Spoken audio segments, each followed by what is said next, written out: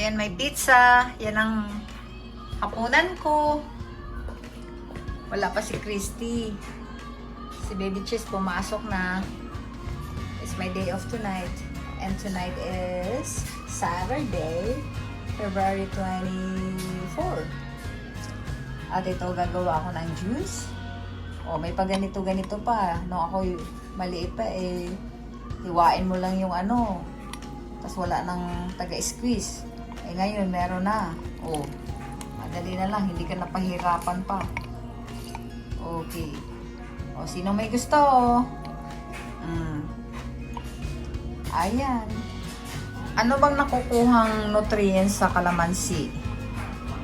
O, di ba? Antioxidant siya. Vitamin C. Yan, o yan. O.